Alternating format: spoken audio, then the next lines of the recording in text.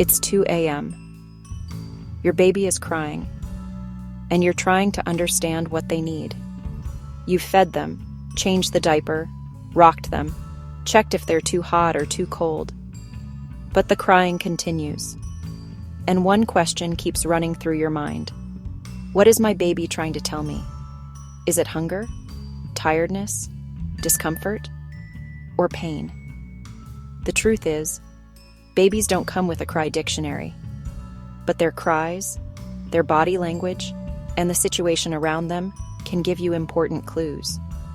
So instead of trying to memorize a secret language of baby cries, let's learn how to understand the whole picture. Before babies can point, speak, or tell you what they need, crying is one of their most powerful ways to communicate. But there is something important to understand. There isn't one universal hunger cry that sounds exactly the same in every baby. And there isn't one exact tired cry or discomfort cry either. Every baby is different. What matters is not only how the cry sounds. Look at what happened before the crying started. Watch what your baby is doing with their face, hands, and body. Think about when they last ate or slept. Over time, you may begin to recognize your baby's individual patterns. You're not learning a universal baby language. You're learning your baby. When a baby cries, hunger is often the first thing parents think about. But crying can actually be a late hunger cue. Before crying begins, your baby may bring their hands toward their mouth, make sucking movements, or become more active and alert. If these early signals are missed, the cues may become stronger and eventually turn into crying. So don't listen only for a particular type of cry. Ask yourself, when did my baby last feed? And were there hunger cues before the crying began? The context often tells you more than the sound alone. Sometimes a baby who looks upset isn't hungry at all. They may simply be tired. A tired baby might yawn, look away, lose interest in faces or toys, or become increasingly fussy. And sometimes, the problem is too much stimulation, bright lights, noise, visitors, play, or too much activity. For a young baby's developing brain, even a happy and busy environment can eventually become overwhelming. When you notice these clues, try reducing noise and activity and creating a calmer environment. Sometimes the reason is much simpler: a wet or dirty diaper, uncomfortable clothing, being too warm or too cold, tummy discomfort, or simply being in an uncomfortable position. When the reason isn't obvious, calmly check the basics one at a time. Check the diaper, check the room temperature and clothing, try changing your baby's position, and observe what happens. You don't need to solve everything instantly. You're simply checking the most likely possibilities, one by one. Pain or illness is often what worries parents the most. But don't try to diagnose a problem from the sound of a cry alone. Instead, look at the whole baby. Is the crying clearly different from their usual pattern? Are they feeding normally? Are they alert and responsive? Are they having their usual wet diapers? The better question is not, does this sound exactly like a pain cry?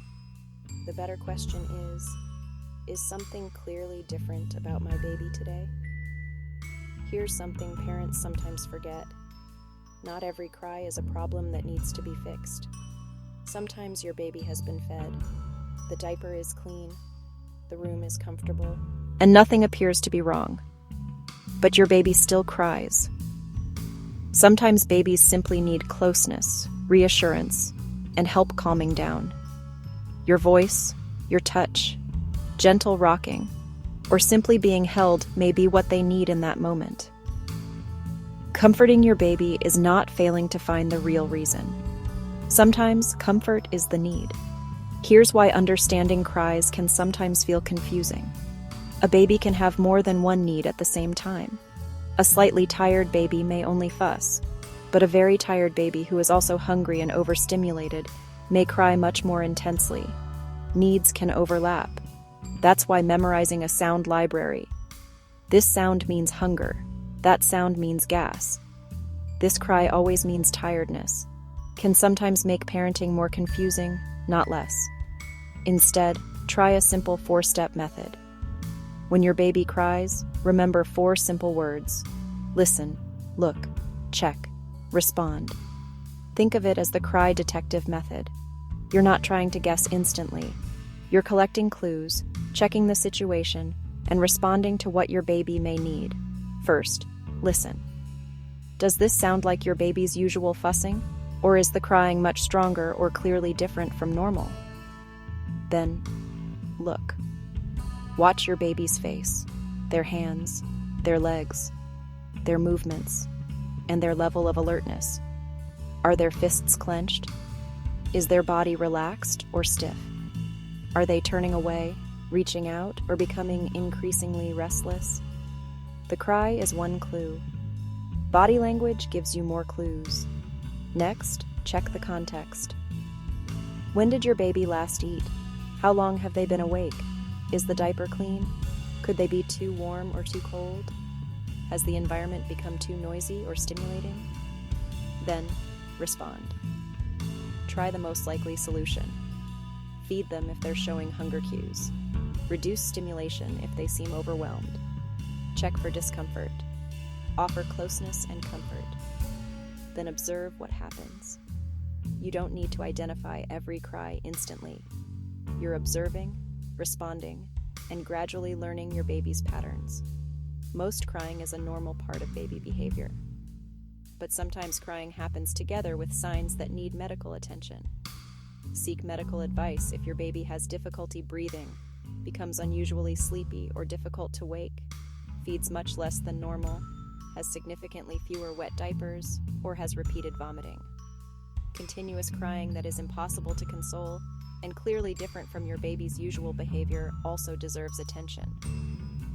Fever in a young baby can require prompt medical assessment depending on the baby's age.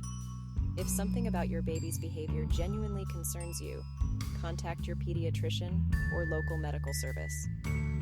You know what is normal for your baby.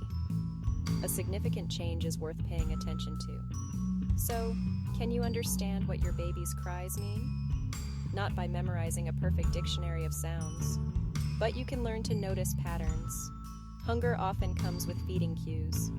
Tiredness comes with changes in behavior and attention.